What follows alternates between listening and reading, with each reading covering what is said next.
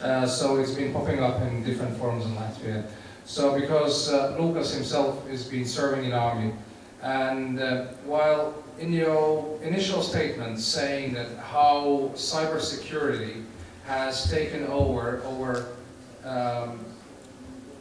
the threat perceptions, and then you used also the ominous word that basically if we can in a cyber environment blow up nuclear stations or damage the water treatment facilities or the road networks, etc., etc.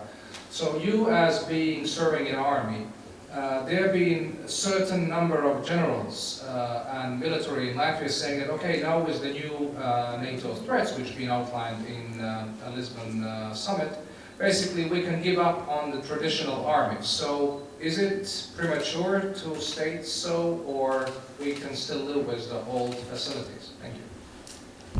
I would come back to the utility of force here. I mean, at the end of the day, you can blow up a power plant using traditional weapons too. Now, any general will tell you that the goal of invading, another country, you're not using your military forces to blow up the other side's power plants.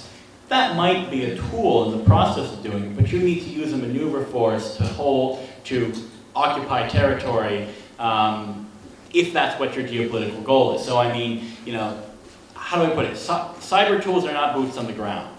And if we've learned anything as an alliance, as NATO from Afghanistan, it's that, or from Kosovo, or any of the humanitarian operations, or for that matter, if we look at the conflict in Georgia, it's that we see that all of these technological methods, be they air power, be they good surveillance, cyber tools, are not boots on the ground. So all of this makes the world more complicated. Unfortunately, it doesn't mean that the old way of doing things or the old threats have gone away. There are more threats, not new threats.